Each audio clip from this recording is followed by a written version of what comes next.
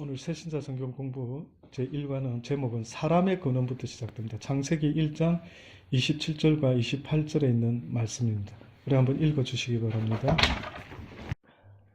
사람의 근원이 창세기에 1장에도 나오고 2장에도 사실 나오는데 1장에 분명히 방금 읽은 대로 하나님이 자기 형상 곧 하나님의 형상대로 사람을 창조하시되 남자와 여자를 창조하셨다 했죠.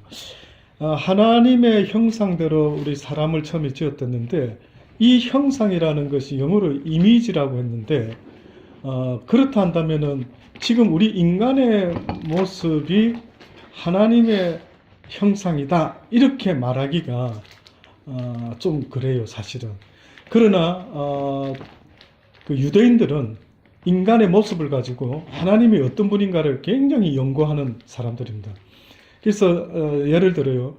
유대인들이 인간의 모습을 가지고 하나님이 어떤 분인가를 연구하고 생각하고 고민하는데 이렇게 풀어나가요. 예를 들어 사람의 눈이 몇 개입니까? 2개지요. 그러면은 왜 눈이 앞에만 2개 있을까요?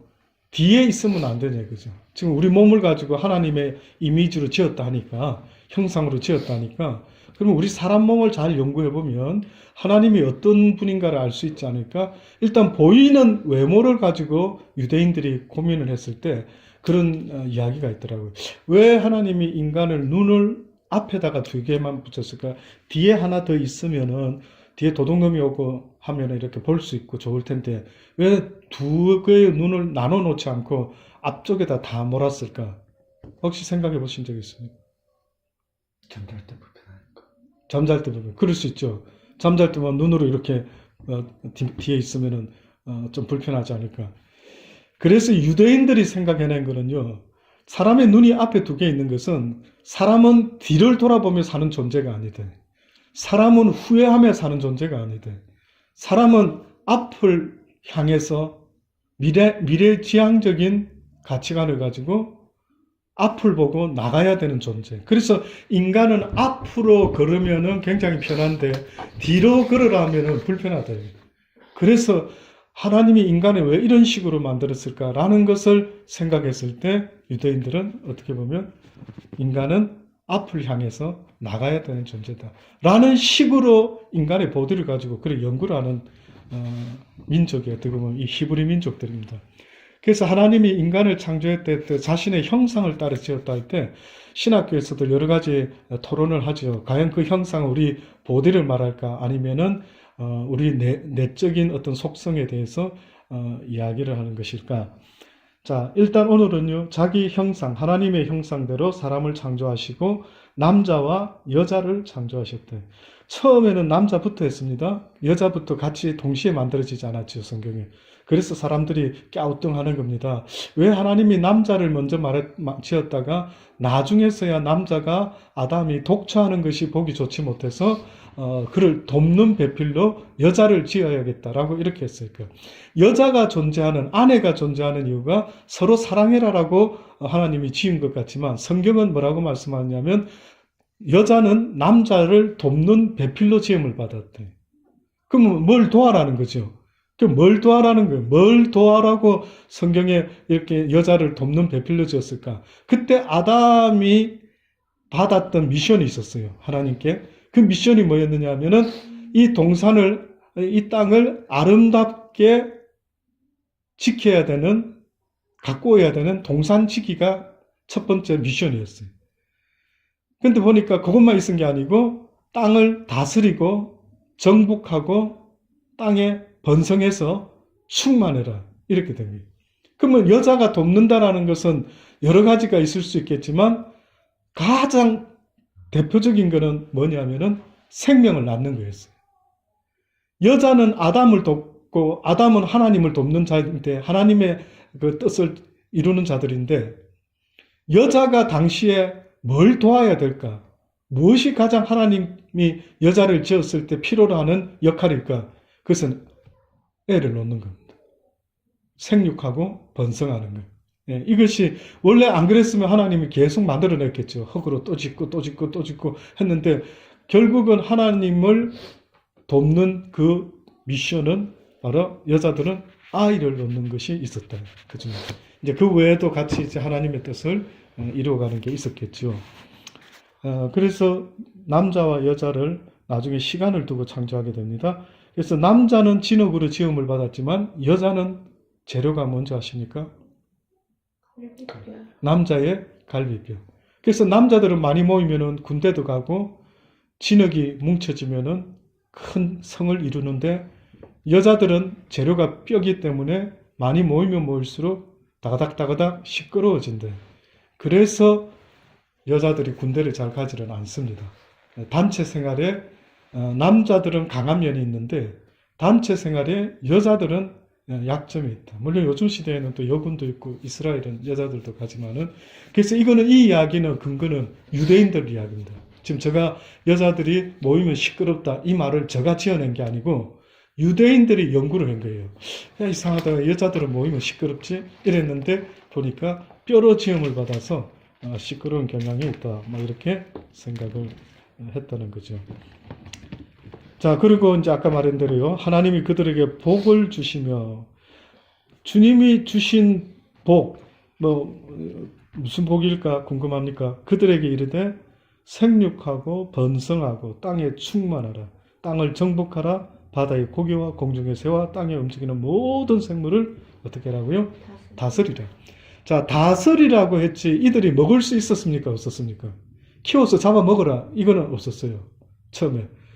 혹시 인간이 육식을, 스테이크를 먹기 시작한 때가 언제 때인 줄 아십니까? 모르십니까?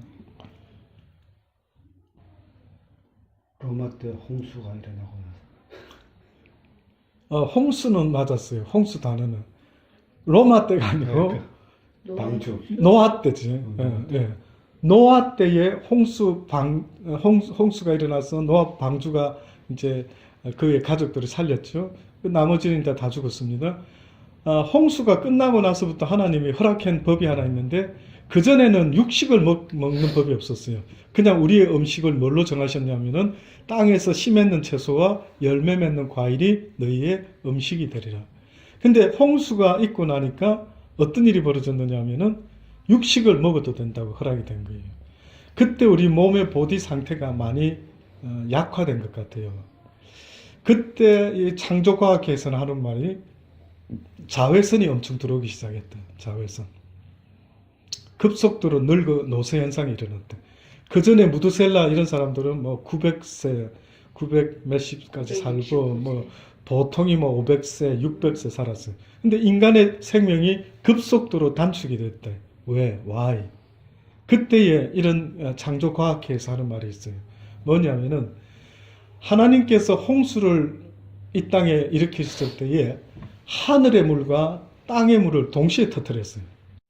하늘의 물과 땅의 물을 동시에 터뜨렸는데 땅에 갈라지고 깊은 샘물이 쏟아 올랐지만은 하늘에서도 뭔가가 걷어진 것 같아요.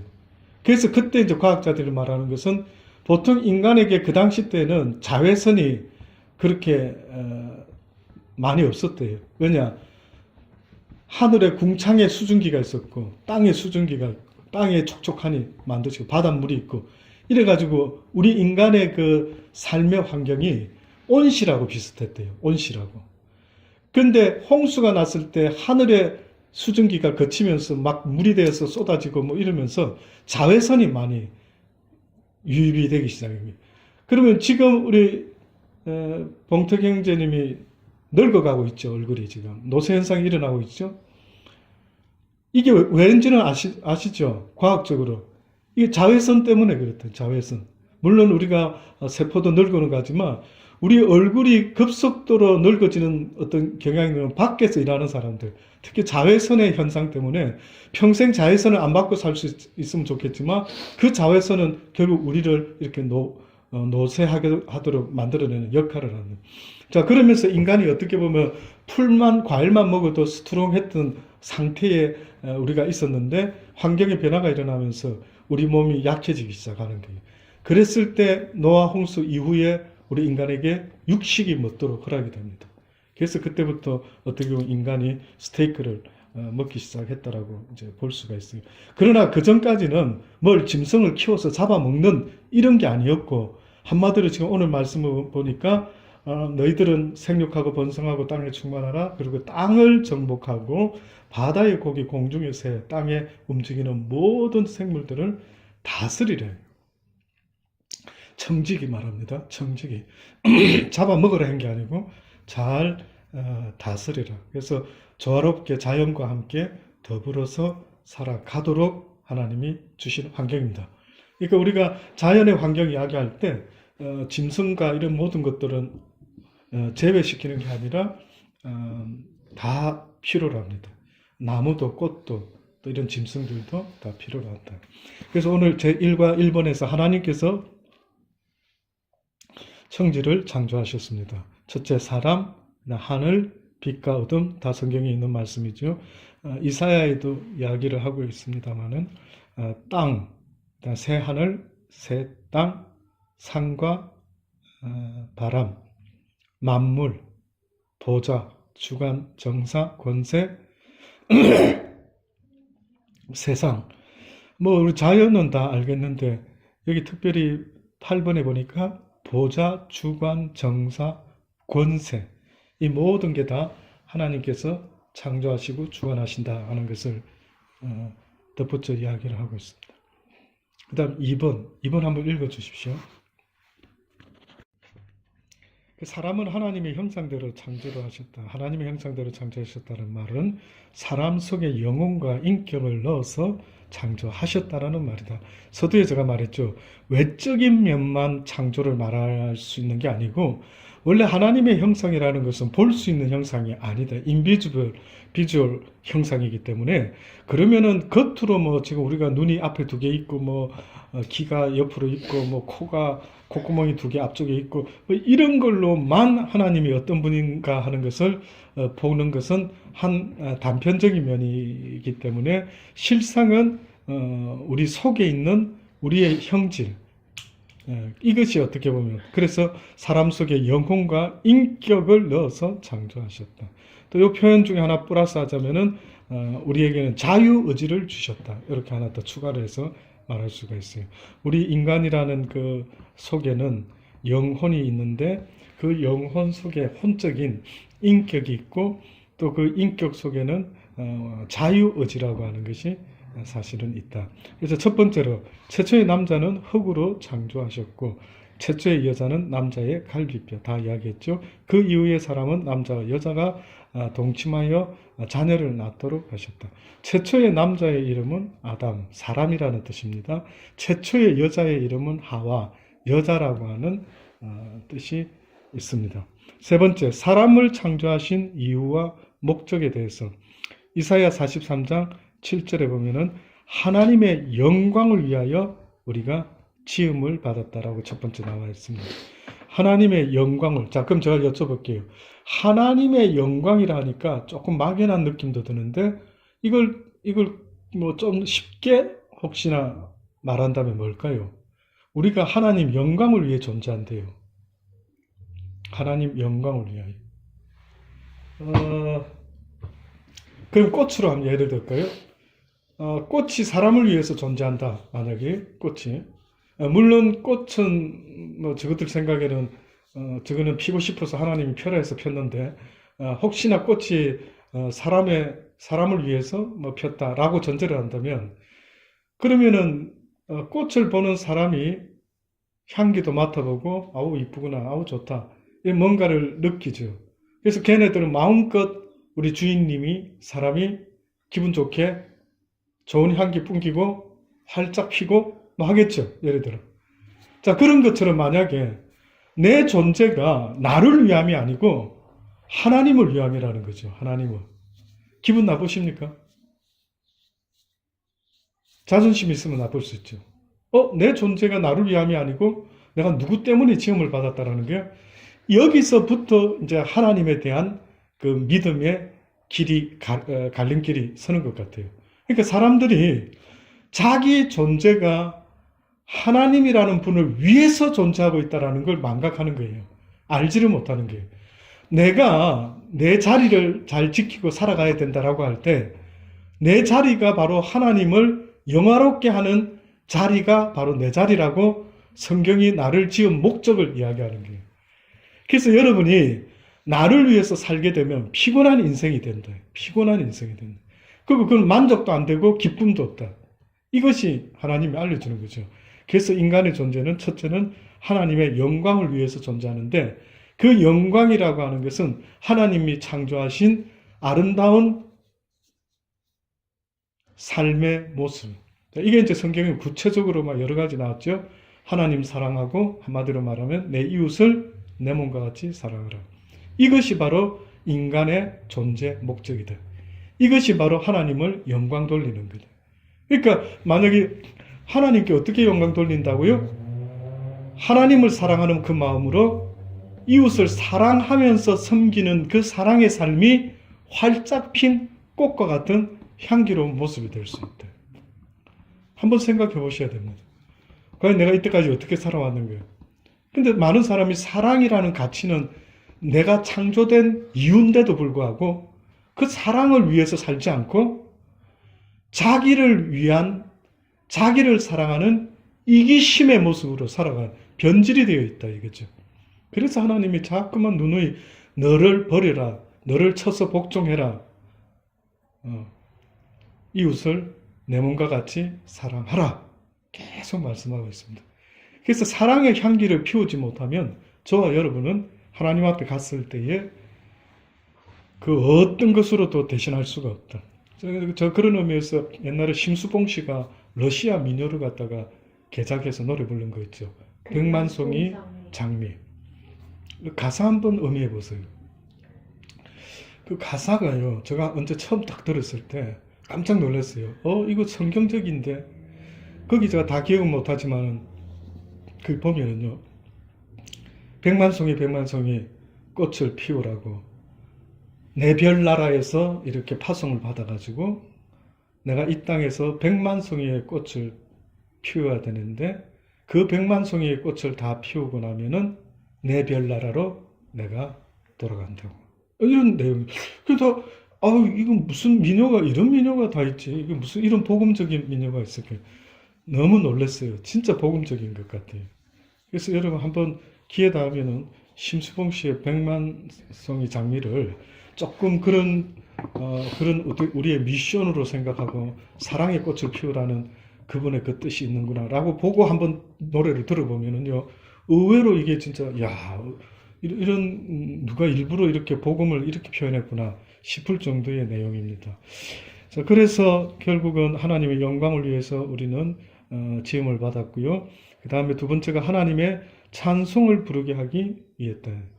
우리 새신자반 찬양 발성법 시작했다는 것도 우리 수민이 아빠가 그냥 말을 했지만 그건 맞는 말이었어요. 나도 뭐 교회 다니기 때문에 18분 하나 정도 있어야 되지 않습니까? 있어야 되죠. 그러니까 내가 크리스찬인 증거 중에 또 이제 한 가지가 있다면 바로 방금과 같이 내 입에서 부르는 노래가 바로 찬송이어야 한다. 내 입에서 부르는 노래가 하나님을 찬양하는 찬양이어야 한다. 근데 안타까운 거는요, 저는 우리 대한민국 사람들 왜 이렇게 부강한 나라가 되고 복받은 나라가 됐지만은 자살이 많고 죽는 사람이 많고 온갖 싸움이 많고 비방이 많고 이런 게 많을까 했을 때 그들은 지금 잘못된 것 중에 그들의 입에서 부르는 노래가 문제가 있다. 그들의 입에서 부르는. 그 옛날에 대중가요를 연구했던 분이 있었어요. 그 가수들 중에 단명을 한 가수 있었어요. 단명.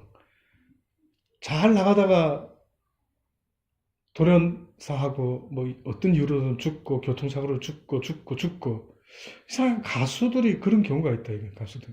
그래가지고 오래 가는 가수도 있지만은 그렇게 죽는 가수들의 마지막 곡이 어떤 곡이었까? 이걸 조사한 사람이 있었어요. 그래서 줬는데 뜻밖의 한 예를 들면은요. 저희 고등학교 시절에 우리 수빈이 앞에 기억을 할 수 있을지 모르지만요. 김정호 씨라는 가수가 있었어요. 그 버들리 따다가 연못 위에 띄워놓고 뭐 이런 노래를 불렀던 가수. 근데 그 사람이 죽을 때 죽기 전에 마지막 히트 쳤던 노래가 있었는데 그 노래가 나는 가네 허이 허이 나는 가네 이런 노래가 있어요. 노래말이 있어요. 저도 뭐 이제 잊어먹은 지는 오래됩니다만은. 근데 그 사람의 특징은 그 노래 하나를 부를 때 온 영혼과 마음을 다 실어서 부르는 거 아시죠? 그러니까 노래하는 거 들어볼 때 사람을 감동을 주기 위해서는 그 노래에 빠져들어야 된다.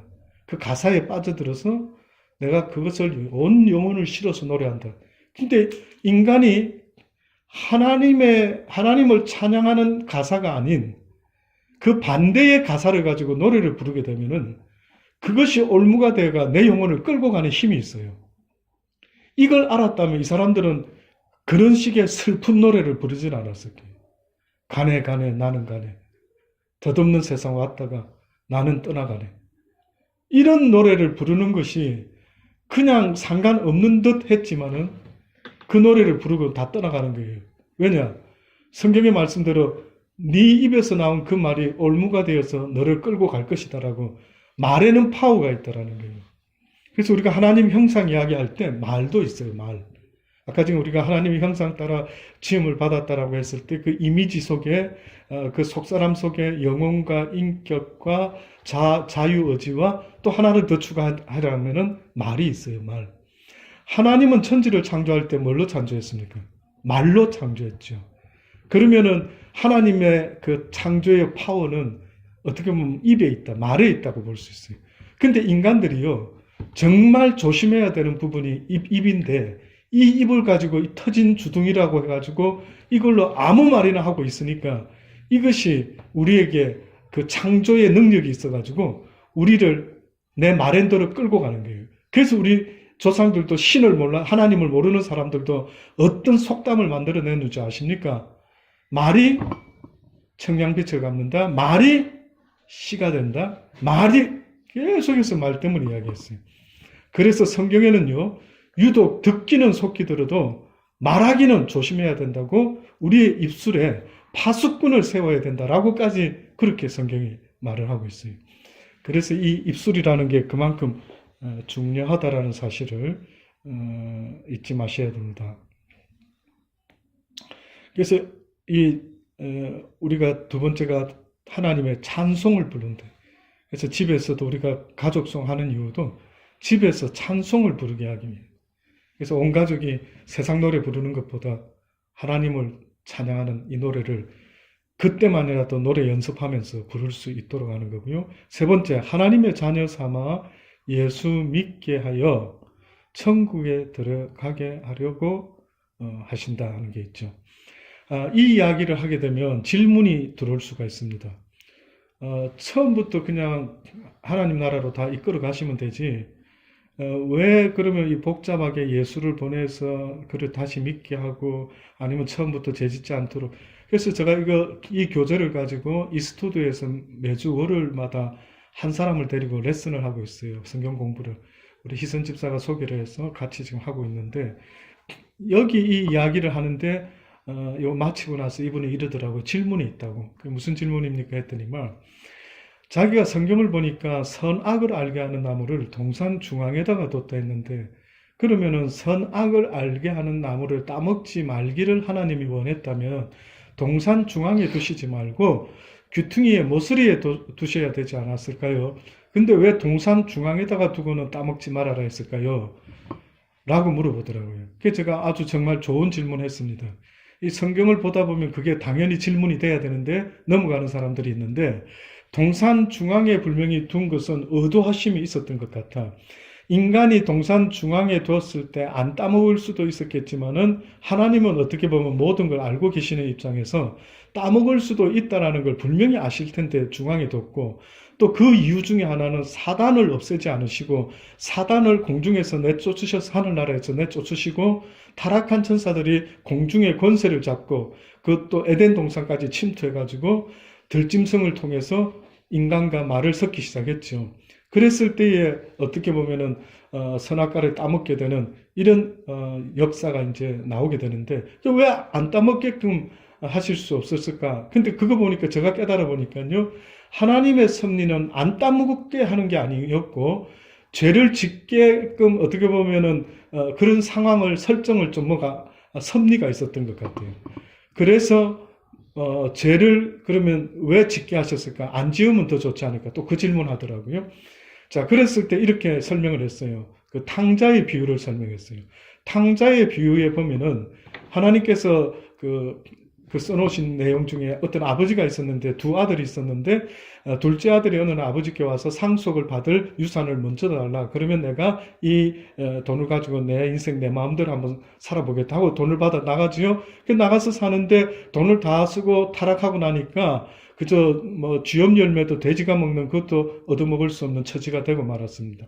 그래서 이 사람이 이제 생각합니다. 내 아버지 집에는 풍성한데 내가 여기서 줄여 죽는 거 아닌가 하고 아버지를 다시 생각하고 아버지 집을 향하게 되죠. 근데 아버지 집을 향하고 있는데 아버지가 저 멀리서 보고는 아주 버선발로 뛰어나오셔가지고 이는 내 잃어버렸다가 얻은 아들이라고 너무 좋아하시면서 기뻐하시는 거예요. 그랬더니만 이 둘째 아들이 그러죠. 아버지, 내가 아버지의 이 저기 큰 아버지 앞에 큰 죄를 지었으니까 이제 아들이라 감당하기 어렵고 품꾼의 하나로 써주시면 되겠습니다. 그랬더니 뭐라고 이야기합니까? 아니라 너는 잃어버렸다가 얻은 내 아들이라. 그건 뭐 송아지 잡고 옷 새로 입히고 목욕시키고 뭐 반지 끼우고 난리가 났어요. 자, 그러니까 이 큰 아들이 보고는요 이럽니다. 내 아버지는 공평하지 않다. 나는 아버지 집을 떠난 적도 없고 속썩인 적도 없는데 나한테는 송아지 새끼 한 마리 잡아주지 않아놓고 저 탕자가 돌아오니까 저렇게 기뻐하시고 송아지를 잡아줬다. 이래서 큰아들과 작은아들의 마음이 갈라집니다. 갈라져요. 근데 어떻게 갈라졌냐면 작은아들은 한번 죄 지어본 경험이 있고 용서를 받고 나니까 어떻게 바꿔졌느냐면 내 아버지는 좋으신 아버지라. 자비와 긍휼과 사랑이 한이 없으신 아버지다. 이렇게 바뀌어버렸어요. 그렇죠? 근데 첫 번째 아들은 난 죄 지은 거 없는데 뭐 나 집도 안 떠났는데 왜 나한테는 이렇게 하지?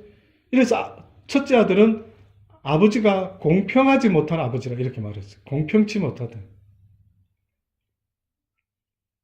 그러면 결국 하나님이 우리에게 원하는 게 있다면은 첫 번째 아들의 모습인가 라고 보니까 아닌 거예요. 이 두 번째 아들의 모습을 원하는 거예요.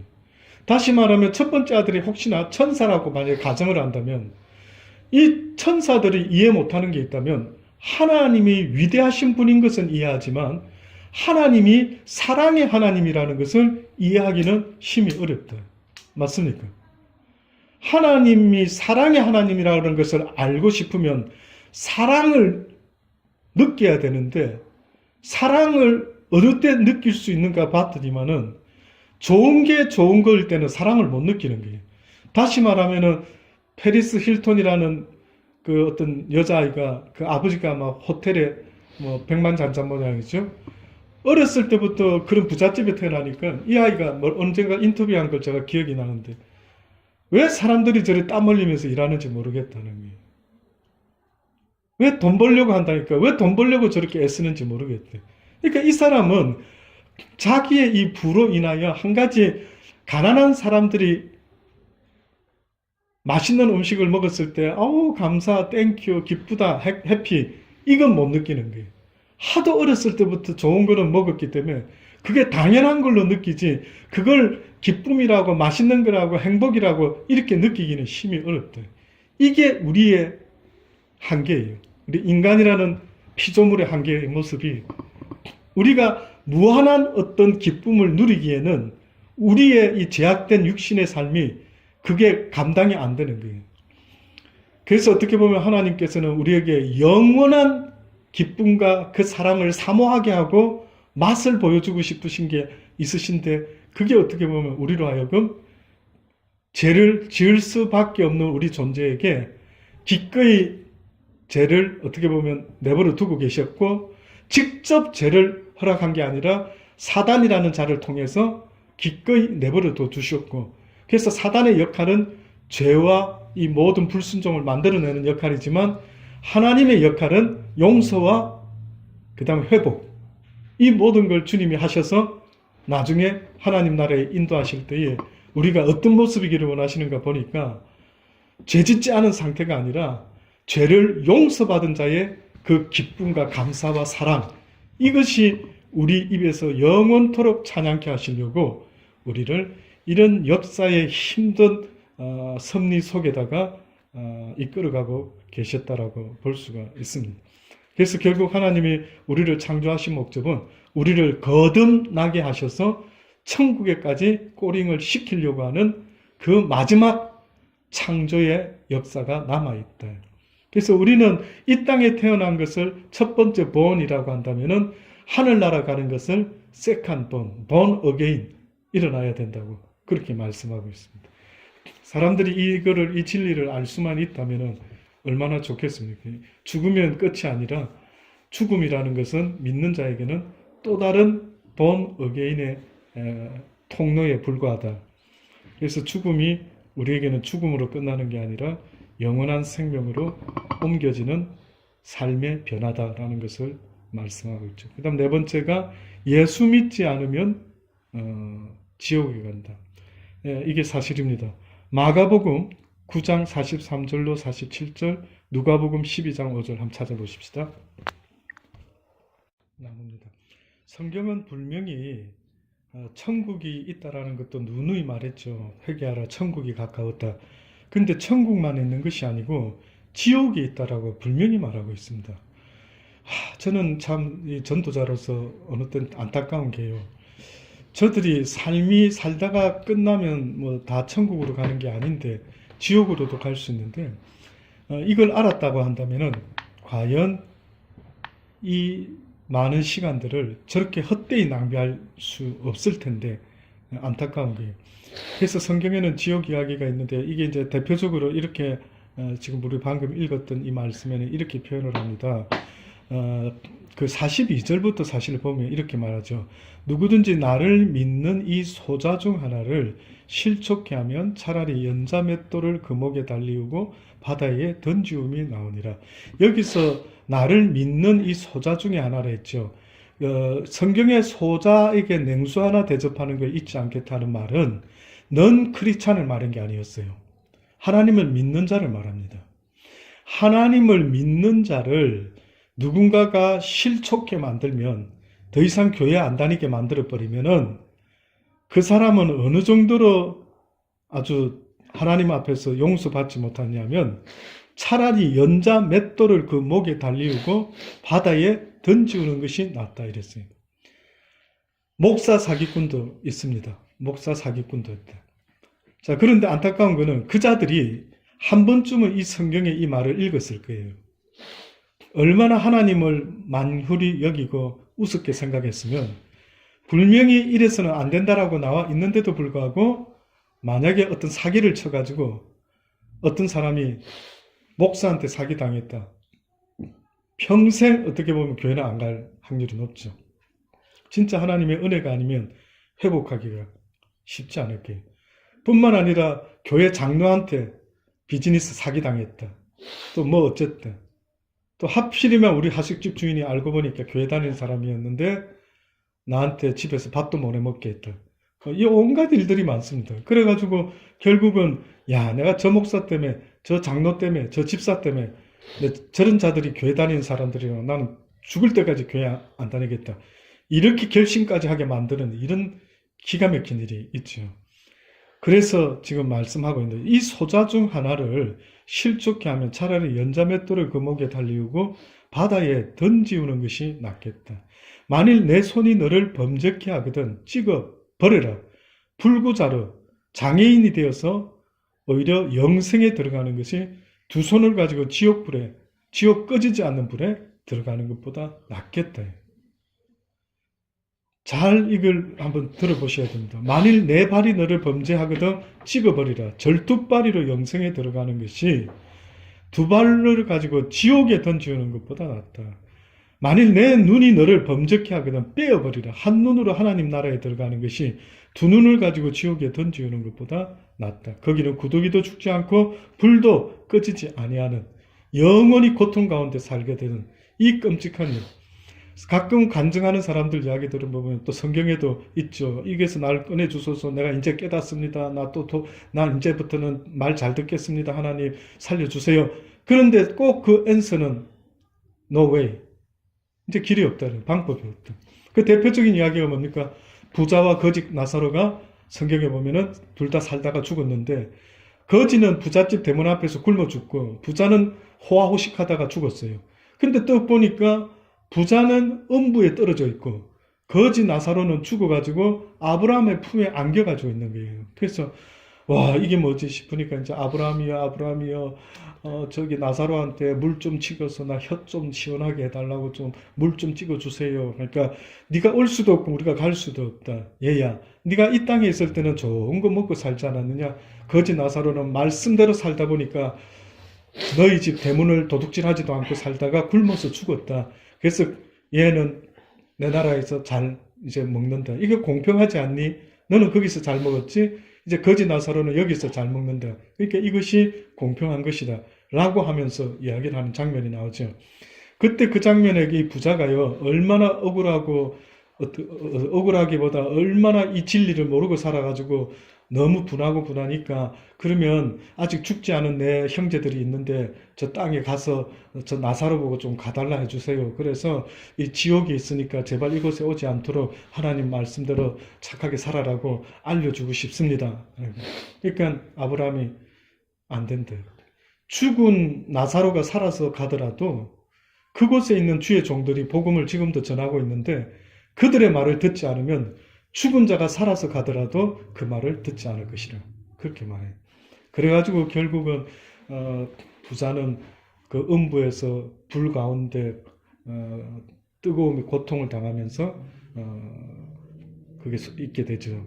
자, 이것이 성경에서 말하는 추루입니다. 그래서 성경은요, 우리 라이프가 그저 내 멋대로 살아다가 오면 되는 게 아니었어요. 우리 라이프를 하나님은 콩 심은 데 콩 나고 팥 심은 데 팥 나는 것처럼 네가 이 땅에서 어떤 라이프를 심었느냐에 따라서 네 라이프의 영원한 생명과 영원한 형벌이 정해진다. 이렇게 말했어요. 그러니 정신 바짝 들지 않습니까? 어차피 덧없는 인생 살다 가는데 이렇게 성경을 알게 됐다면 이제 우리의 인생 목표가 하나 달라져야 되는 거죠. 그게 바로 이제는 내 목표가 영원한 생명의 나라에 가서 사는 거거든. 호주에 사는 것도 좋고 한국으로 돌아가야 되면 갈 수밖에 없고 뭐 또 아프리카에 가면 갈 수도 있겠고 언젠가 다시 또 돌아올 수도 있겠고, 우리가 진짜로 중요하게 봐야 되는 거는 그 나라를 봐야 되는 거예요. 그 나라는 꼬링이 돼야 된다. 여기서는 어떻게 흩어져서 살게 될지라도 그 나라 꼬링 돼야 됩니다. 그래서 저는 개인적으로 이 말을 지금 했지만은 두 분이 저는 기도 제목이 호주에서 같이 있었으면 싶습니다. 그래서 포기하지 마시고 기도를 하자고 가끔씩 제가 이야기 드렸죠.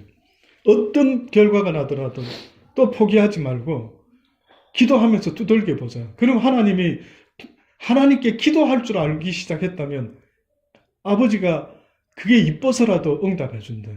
네가 기도를 안 하던 네가 기도를 하기 시작하는구나. 아우 이쁜 아들, 이쁜 딸. 그래, 내가 네 기도를 봐서 내가 살아있는 하나님임을 너한테 보여줄게. 라고 해서라도 사람의 방법은 길이 다 막혔다 할지라도 하나님의 방법으로 상상도 못한 일이 벌어질 수 있는 그분의 역사가 일어나는 그런 일이 한번 있었으면 좋겠다. 그래서 그분이 간섭을 하도록 해주려면은 내가 그분에게 기도를 해야 된다. 기도하는 것은 어떤 의미가 있냐면 그분에게 내 삶의 정권을 맡기는 거예요. 기도는 내 뜻이 이루어지는 게 아니라 그분의 뜻이 이루어지는데 나의 소원도 그분이 나에게 소원을 두고 행할 때도 있더라고요. 이게 그건지 저건지 우리는 잘 모르죠. 그러나 내 마음에 소원을 품을 필요가 있어요. 하나님, 내 특별히 소원은 없는데 소원거리가 생겼어요. 이게 이렇게 됐으면 좋겠습니다. 아버지께 기도합니다. 이러면 아버지는 사실은 그 소원에는, 우리 소원에는 그렇게 큰 관심 없지. 이 땅에서 뭐가 되고 어떻고. 근데 아버지가 원하는 소원은 그걸 통해서 하나님께 기도하는 법을 축복하시고 그분이 손대면 안 될 일도 되는 게 있구나. 이런 거 맛을 보고. 그러니까 천국의 맛이라는 게 뭐겠어요? 이 땅에서. 사람들은 안 된다 했는데 되네?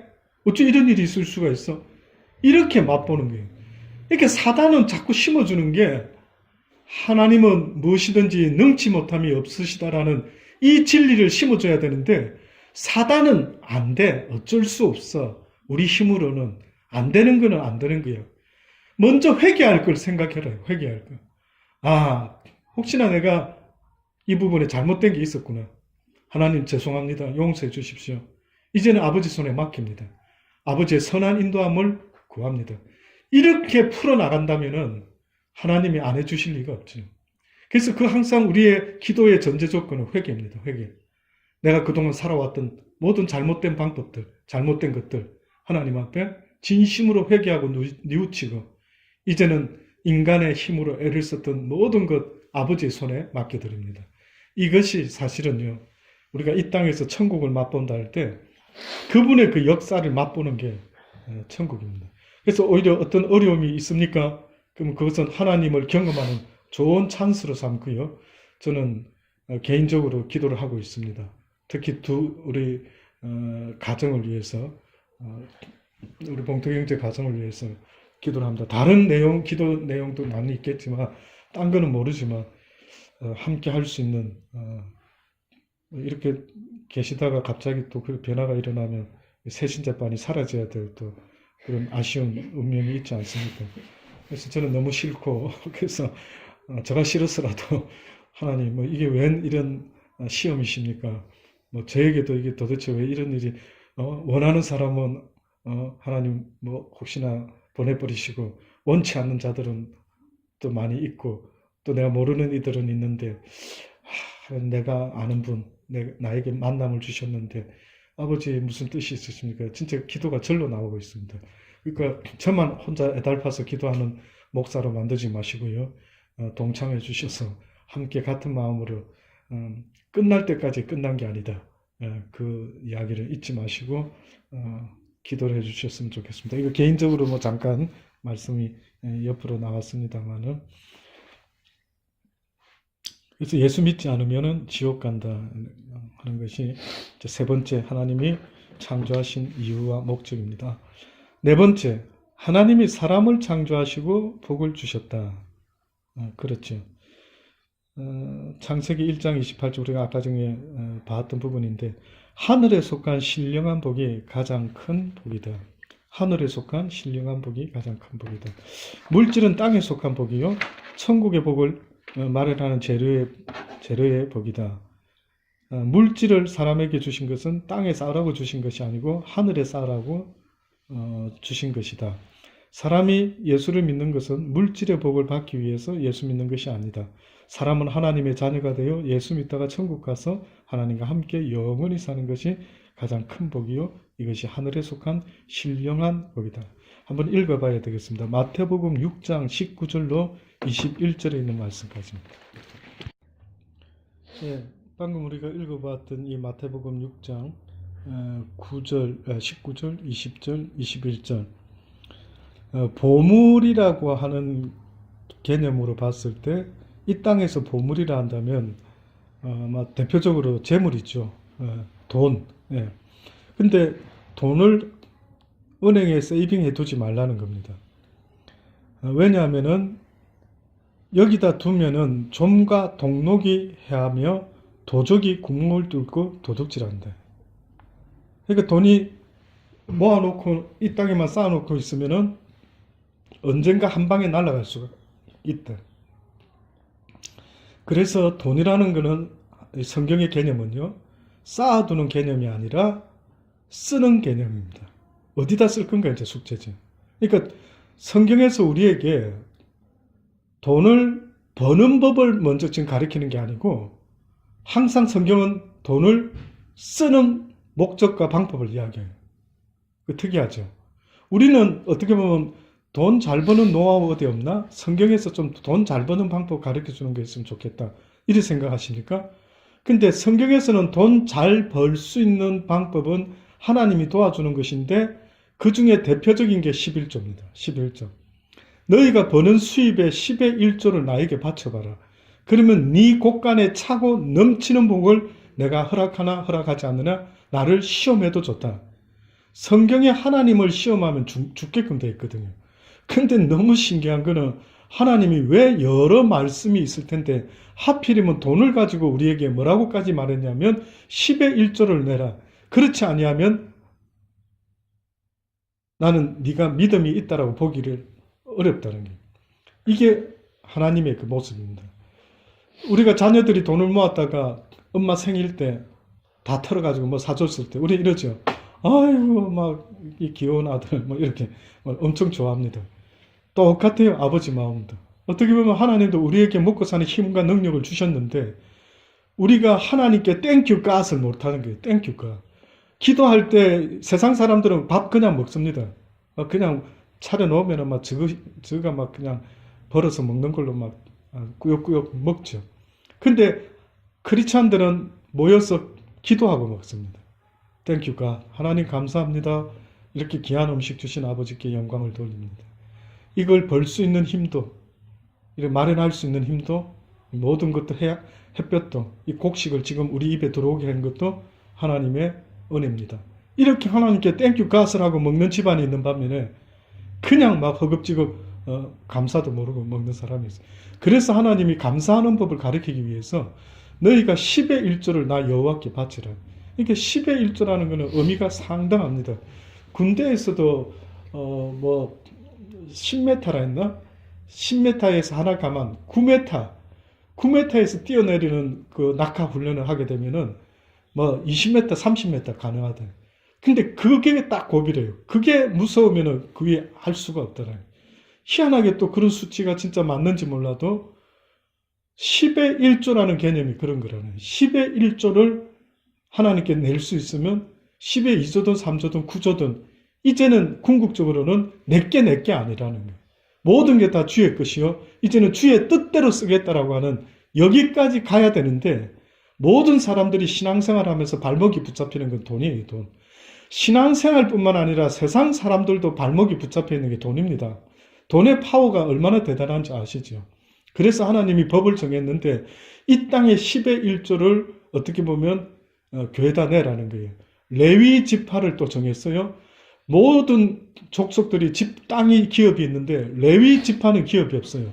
무슨 말이냐면 목사는 잡이 없어요. 목사는 투잡 쓰리잡을 허락치 않았어요. 처음에.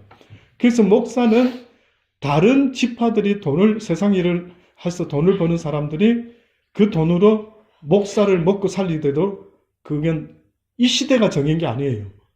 옛날부터 레위 지파는 기업이 없어요. 땅이. 그래서 그들은 평생 하나님 일만 해야 되고 이 다른 지파에서 걷어서 주는 거 그거 먹고 그냥 사는 거예요. 그러니까 우리 옛날 목사님들도 한국에도 쌀 성미라고 있어요. 성미. 쌀을 집집마다 조금씩 걷어요. 그래가지고 이제 모았다가 매달 한 가마니씩 쌀을 만들든지 뭐 있는 대로 해서 그 목사님들이 그 쌀 가지고 저 어렸을 때도 있었어요. 성미. 그러니까 저 어렸을 때도 성미 쌀이 있었어요. 그럼 거기다가 쌀을 계속 갖다 채워요. 그 쌀 가지고 교회 밥도 하고 그 쌀 가지고 목사님 사례도 주고 그랬어요. 그러니까 오늘 시대에도 이 교회가 운영되고 교회의 집사가 되고 스텝이 되고 한다라는 것은요. 그냥 왔다 갔다 하면 되는 게 아니에요. 사실은. 그래서 집사를 주고 할 때도 기준 중에 하나가 눈에 보이는 기준과 보이지 않는 기준이 있겠는데 눈에 보이는 기준에는 안식일을 주일날을 잘 성수해야 되고 10의 1조가 돼야 돼요. 10의 1조. 저는 이때까지 제가 집사를 준 경우에 이 두 가지가 채워지지 않았으면 죄송한데 하고 싶다 해도 해주지는 못했어요. 그래서 지금 제가 집사를 준 사람 중에는 주일 성수하는 것과 그 다음에 10의 1조를 내는 것. 이건 일단 기본. 더 나아가서 모든 공예배에 참석하도록 유도하는 거죠. 그러나 이제 그렇지 못하는 분도 있기는 들어있지만은 이 두 가지가 되지 않으면 교회의 스텝이 될 수가 없어요. 뭐냐면은 목사인 저도 이 일을 하더라도 처음 시작은 잡이량으로 시작했어요. 그러니까 제가 다른 잡을 가지고 저보다도 저희 사모가 잡을 가지고 저는 공부를 하면서 처음에 또 일을 하면서 교회 일을 하면서 또 나아가서 제가 다른 잡도 잡아보려고 했다가 하나님 허락지 안에서 멈췄지만은 청소도 해봤고 잔디깎기도 해보고 이렇게 해봤던.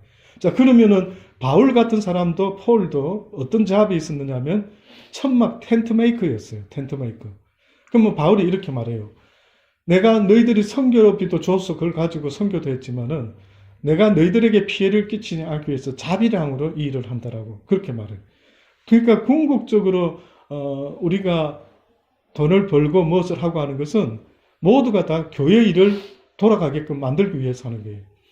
그러니 보세요. 만약에 우리 봉태 형제가 믿음이 자라서 돈을 번다 할 때 나를 위해서 내 가정을 위해서 돈을 100만 원 번다 한다면 어떤 면에서는 기도 제목이라는 것은 소원이 생겼다는 것은 하나님 200만 원, 300만 원, 400만 원 벌게 해주십시오. 그래서 교회가 선교를 위해서 목사가 먹고 살아야 되는데 내가 그 일을 좀 감당하기를 원합니다. 나는 지금 100만 원밖에 못 버는 능력이지만 하나님이 능력을 주시면 300만 원, 400만 원도 벌 수 있을 줄 믿습니다. 만약에 그리 하신다면 내가 오늘 이 시간에 당신에게 기도하는 것처럼 내가 그 일을 위해서 저는 100만 원만 있어도 충분히 삽니다. 나머지는 당신의 뜻을 위해서 살겠나이다. 이런 자들이 생겨나기를 원하시는 거예요. 그래서 한국의 이랜드인가요? 뭐 어떤 그 크리스찬 기업이 있죠? 네. 그 사람들이 그렇게 시작이 된 거예요. 10의 구조를 하나님께 드리고 싶다. 그래서 깨끗하게 해서 어차피 나야 뭐 1,000만 원 벌고 2,000만 원 번다고 하루 뭐 4끼, 5끼, 6끼 먹는 거 아니니까 이걸 필요로 하는 것에 쓰겠다라는. 그런 사람들 때문에 교회들이 운영이 될 수도 있고 뭐 미션이 운영이 되고 하지요. 그러니까 교회도 돈이 있어야 돼요. 없으면은 또 나도 또 투잡을 뛰고 쓰리잡을 뛰어야 되는 거예요. 그래도 멈추지 않고 하는 겁니다. 근데 이제 나보다는 목사가 투잡, 쓰리잡 뛰는 것보다는 여러분 같은 사람들이 돈을 벌어라. 그러니까 돈을 벌 때 제발 하나님이 기뻐하는 비전을 가지고 돈을 벌었으면 좋겠대. 그냥 나 하나 먹고 살고 우리 가족 하나 먹고 살고가 아니라 이런 하나님이 기뻐하는 일들을 이루기 위해서 돈을 벌었으면 좋겠다. 자, 그래서 그 돈, 재물이 쌓아놓으면은 썩는다. 좀이 들고 동록이 해야 한다. 그러나 너희가 보물을 하늘에 쌓아두라. 거기에는 좀이나 동록이 해하지 못한다. 도대체 하늘에 쌓는 방법이 뭔가 보니까요. 이 땅에서 재물을 가지고 하나님의 선한 일, 성경은 선한 일을 말할 때 선이라고 하는 것은 사람의 영혼을, 생명을 살리는 일을 선이라 그래요. 그래서 강도 만난 자를 도와준 사람을 선한 사마리아인이라 그랬죠. 그 마찬가지로 우리가 이 땅에서 선이라고 말할 수 있는 것은 바로 생명을 살리는 일인데 만약 너희가 그 보물을, 그 돈을 사람을 살리는 일에 쓴다면은 그것은 하늘나라에다가 저축하는 것과 똑같아요. 그래서 24절에 그 마태복음 6장 24절에 보면 한 사람이 두 주인을 섬기지 못할 것이니 혹 이를 미워하며 저를 사랑하거나 혹 이를 중히 여기며 저를 경히 여김이라. 너희가 하나님과 재물을 겸하여 섬기지 못한다. 그러니까 성경이 재물을 어느 정도로 지금 우리에게 주의를 주고 있느냐면 자칫하면 재물이 너희의 신이 된다. 너희가 섬기는 신이 될 수 있다. 그래서 돈이라 한다면 돈을 위해서라면 네가 죽을 줄도 모르고 생명까지 걸고 밤낮으로 일을 한다. 그는 그 재물을 섬기는 겁니다. 그러니까 사람들이 나 무신론자야. 나 신이 없어요. 나 신을 안 믿어요. 안 믿는 사람이 없어요. 인간이라는 존재 자체가 신을 섬기도록 지음을 받은 존재이기 때문에 단지 하나님을 모르면 딴 신을 섬기게 되어 있다. 인간은 신을 섬기게 되어 있어요. 의지하는 본성이 있어요. 누군가를 의지하고 누군가를 믿고 누군가를 사모하고 누군가를 바라보고 살도록 그렇게 되어 있어요. 그래서 우리가 흔히 목표를 정해라 하는 것도요. 어떻게 보면 신을 정해라 이 말과 똑같을 수가 있다. 그래서 자칫하면 지금 이 땅에서도 그 재물을 하늘에 쌓는 그런 도구로 쓰지 못하고요. 오히려 재물의 신, 만몬신을 섬기는 자들이 있다. 사람이 예수를 믿는 것은 물질의 복을 받기 위해서 예수 믿는 것이 아니라 사람은 하나님의 자녀가 되어 예수 믿다가 천국에 가서 하나님과 함께 영원히 사는 것이 가장 큰 복이요. 이것이 하늘에 속한 신령한 복이 돼요. 하늘에 속한 신령한 복은 이 땅에서부터 시작될 수가 있는데 이 땅에서도 하늘의 신령한 복을 사모해라 라고 했을 때 그 첫 번째가 성령의 이야기가 나옵니다. 그래서 성령을 사모하는 자, 누가 전가를 주겠느냐? 자식이 아비에게 뭘 달라고 하는데 나쁜 걸 줄 애비가 어디 있겠느냐? 성령을 사모해라는 것입니다. 그래서 그 성령이라는 그 영적인 축복은 어떻게 보면은 이 땅에서 인간이 얻을 수 있는 최고의 해피, 최고의 파워, 최고의 기쁨, 이것이 바로 성령의 복이다. 그 성령 안에는 어떻게 보면 희락, 화평, 온유, 모든 절제, 감사, 온갖 것들이 다 있다고 볼 수가 있습니다. 2과 한 2번까지만 보도록 합니다. 한번 읽어 주십시오. 제2과 인간의 타락. 제2과는요. 인간의 타락.